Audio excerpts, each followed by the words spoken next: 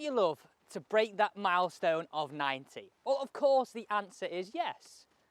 Or by the end of today's video, I'm personally going to show you how by not using your driver and using this course strategy, you can break that milestone. Let's get into today's video. So on these tough par fours that are long and narrow, it is so tempting, isn't it? To get out your driver, get on autopilot and just think, you know what? I'm going to give this a royal bash away. And very often we do this, we go on autopilot and we end up just absolutely carting this into the absolute hay.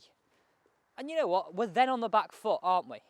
We're then on the back foot. And any time that you're on the back foot from the tee, you then end up chasing it more from the fairway. Oh, I'm going to really go for this longer iron. Well, listen up. I want you to use this strategy. Let's forget driver. If this is a shot hole for you, which we got to think it's going to be, if it's one of the longer, tighter par fours, I want you to think about going to your fairway wood. Throwing everything out the way. Going to your fairway wood, right? For the simple reason, it's got just that little bit more loft on the club face. It's a little bit shorter in length. And we know that is going to be a damn sight easier for us to control, right? So if it's shorter with more loft, we have a far better chance of hitting that fairway. Let's hit this one away and we'll get down there and talk about the rest of this strategy, because it's crucial you use every single bit of this if you want to break that barrier of 90. And I know you do. So here we go. We've got the shot tracer going. So let's follow this one. A little bit shorter, more loft. So much easier to control. And you know what? Just going to give you a lot more confidence and you'll be able to hit that fairway, which is the first stage, isn't it? Get the ball in play. Let's now move on to the second critical stage. So we're just filming, we're letting another group through, but I just wanted to show you the length difference in these. Like I've done a video before about putting my 5-wood shaft in that and in my driver and just showing you the difference in length. So you've got to think, look at the difference on the end of that golf club on how much shorter your 5-wood is. Think about this logically. You hit your sand wedge a lot straighter than you do your 5-iron. So having a little bit of a shorter club with more loft, you've got a better chance of getting it in play. And smash those comments. I would love to know if there's any club that you favour off the tee when your driver's just not quite performing. Right, let's move on now after these guys have gone through to this second point. We've now found that fairway, and this is the real crucial point. It can be very tempting, can't it? Especially from the fact that you found the fairway. You could think, well, that's it. I'm going to go for this. I'm really going to hone in and try and get this on the green. So, some numbers here for you. 182 to the flag. And that's going to be a long iron, isn't it? What would you be thinking there? Maybe sort of 5-iron, 4-iron range. Okay, and it's then 152 to the bunker short. So we know I've got to hit a pretty decent shot with all the danger up by that green for me to actually progress this hole nicely. There's nothing worse in this situation right now is you hitting it into the bunker, not getting it out of the bunker, or short-siding you, because that is how you're going to escalate your score. You can keep a snowman or 7s or 6s off your card. That is how you break 90. So I know it's 152 to the bunker. So if you just come here with me, you know it's 152 to the bunker. So you know what your maximum is here. I'm going to choose my 9-iron. I know this goes round about 140 yards for me.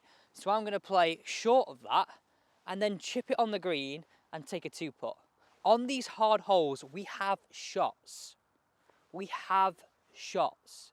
I'll say it again, we have shots. They're there to lose them. And if we want to break 90, you do that by keeping big scores off your cards. So, nice smooth club. Most of us are quite comfortable with these shorter clubs as well.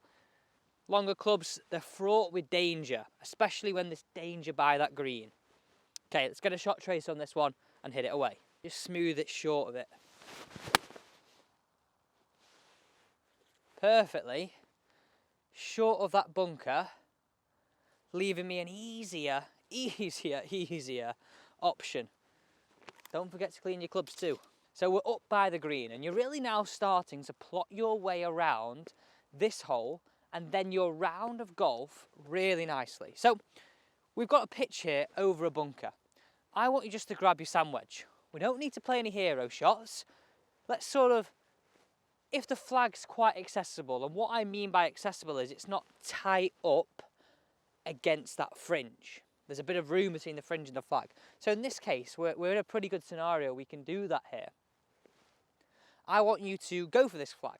But if it was right up against that fringe, so really close to that fringe, play past it. Play to the fat of the green, even on shots like this. So nice simple routine. I have a couple of practice swings, gripping the golf club firstly in the middle, even amount of grip either side, and you can see that just there. And don't forget, if after watching this, pitching's one of the areas that you really struggle with, I'm going to leave a link just up here for you to check them out. Can't remember which side it is, either side, one of these sides. So gripping it, just thinking about my weight left and a narrow stance, nice smooth acceleration into the ball. Couple of practice swings, club down, ball towards the back of my stance, weight on my left hand side. Here we go.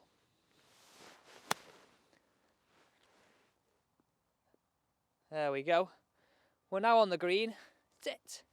Probably 20, 25 feet, but I've got on that surface without any trouble at all. So if we think about this logically, right? Let's say most golf courses are between par 70 and 72, and you're wanting to break 90. We can afford to play bogey golf. Let me tell you why. Well, if you shoot 18 over on a par 72, you hit 90. Now, obviously, we're wanting you to break 90, but you've got to think, right? He says, trying to get his putter out. There we go. Come on. It's annoying when they get stuck between the clubs. You've got to think, you taking this mentality of playing this as a three-shotter, when you've got a shot on a hole, you've actually hit this level with your handicap. So 3, net 2 is in your handicap regulation. Now on those shorter holes, which you can reach into, so let's say anything inside 150 yards to the green, you're going to go for. Sometimes it'll be even shorter. And then on those par 5s, even shorter again in regulation. That's where you make your break 90 score. These hard holes is where you hang on to it, okay? Use that mentality. Hit these hard holes in your net regulation. So you know what? But who's to say I don't hold this putt right here for my par? So I've got this for my par. I'm going to try and hole it, but it's not the end of the world if I don't. Remember, these hard par 4s that are long and tight is where you hold on to your scores. The shorter holes is where you make your break 90 score par 4. So you know what? That is the easiest, stress-free 5 net 2 you are going to make. That's exactly how not using your driver is going to help you break 90. Thanks so much for watching. I do hope you enjoyed this one.